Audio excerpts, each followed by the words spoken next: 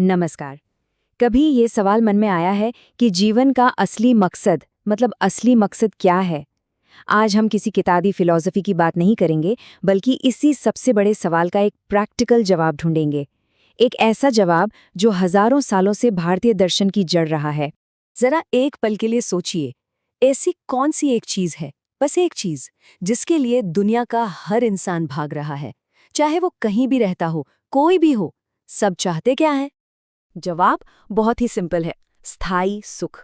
हर कोई हमेशा खुश रहना चाहता है और दुख से दूर भागता है। बस यही वो फंडामेंटल क्वेस्ट है, वो बुनियादी खोज है जिसमें भारतीय दर्शन हमें रास्ता दिखाने की कोशिश करता है। तो यहीं से हमारा पहला सेक्शन शुरू होता है।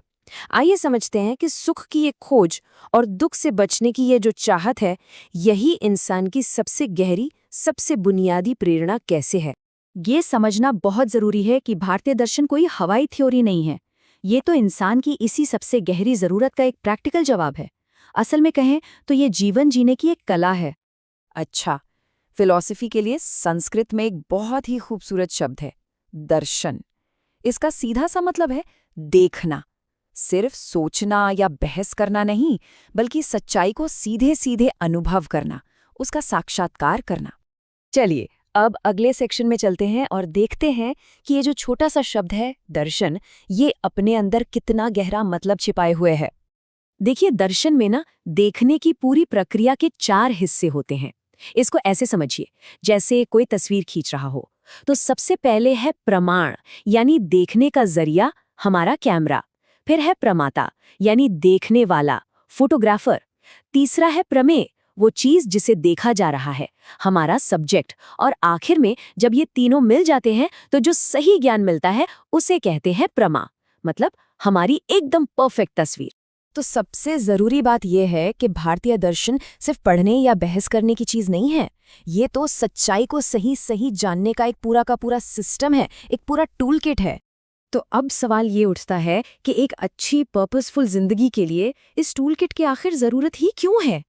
इसका जवाब हमें हितोपदेश के एक बहुत मशहूर श्लोक में मिलता है। खाना, सोना, डरना और बच्चे पैदा करना, ये चारों चीजें तो इंसानों और जानवरों में एक जैसी हैं। लेकिन एक चीज है जो हमें जानवरों से बिल्कुल अलग बनाती है, और वो चीज है धर्म। अब देखिए, यहाँ धर्म का मतलब सिर्फ रिलीजन नहीं है। यहाँ इसका मतलब है एक खास तरह की समझ, एक कर्तव्य की भावना। यही वो क्वालिटीज हैं जो हमें सिर्फ इंस्टिंक्ट्स पर जीने से रोकती है और एक बड़े मकसद की तलाश करने के लिए प्रेरित करती है। और धर्म हमें सिर्फ सही गलत का एक फ्रेमवर्क ही नहीं देता, बल्कि खुशी पाने के लिए 4 बिल्कुल साफ साफ रास्ते भी दिखाता है। इन्हें कहते हैं पुरुषार्थ। तो ये 4 पुरुषार्थ हैं। पहला, अर्थ, मतलब जिंदगी चलाने के लिए जरूरी पैसा और सिक्योरिटी। दूसरा, काम, यानी सेंसेस से मिलने वाली खुशी और एंजॉयमेंट। तीसरा, धर्म, यानी समाज और खुद के प्रति सही बर्ताव। और चौथा, मोक्ष, यानी हर तरह के बंधन से एब्सोल्यूट फ्रीडम, परम मुक्ति। लेकिन यहाँ ये समझना बहुत जरूरी है कि ये सब बराबर नहीं है। देखिए, अर्थ और धर्म ये असल में साधन है, मतलब मीन्स है। इनके जरिए 2 तरह की खुशी यानी एंड्स हासिल की जाती हैं। एक है काम, जो कि टेम्पररी है, और दूसरी है मोक्ष, जो परमानेंट है, शाश्वत है। तो क्या हर तरह की खुशी की वैल्यू एक बराबर है? क्या एक नई कार से मिलने वाली खुशी और मन की शांति एक ही चीज है? भारतीय दर्शन इसका जवाब बहुत ही साफ तरीके से देता है। इन 2 तरह की खुशियों में जमीन आसमान का फर्क है। काम वो पल भर की खुशी है जो किसी अच्छी चीज को खाने से या तारीफ सुनने से मिलती है। ये टेम्पररी है, बाहरी चीजों पर डिपेंड करती है। लेकिन मोक्ष वो शाश्वत है, वो अंदर से आता है, सेल्फ नॉलेज से, और वो किसी भी चीज पर निर्भर नहीं है। वो तो एब्सोल्यूट फ्रीडम है। भगवद गीता का ये श्लोक इस बात को बहुत ही खूबसूरती से समझाता है। इसमें कहा गया है कि दुनिया का या फिर स्वर्ग का भी बड़े से बड़ा सुख पुण्य खत्म होने पर खत्म हो जाता है। कुछ भी परमानेंट नहीं है।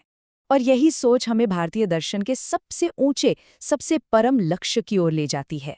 क्योंकि मोक्ष ही वो अकेली खुशी है जो हमेशा रहती है, जो कभी खत्म नहीं होती। इसीलिए इसे परम पुरुषार्थ कहा गया है, यानी जीवन का सबसे बड़ा, द अल्टीमेट गोल। मोक्ष का मतलब सिर्फ खुश होना नहीं है। इसका मतलब है जन्म, मृत्यु, दुख और हर तरह की कमी के इस पूरे साइकिल से ही आजाद हो जाना। ये हर तरह की लिमिटेशन से पूरी तरह मुक्त हो जाना है।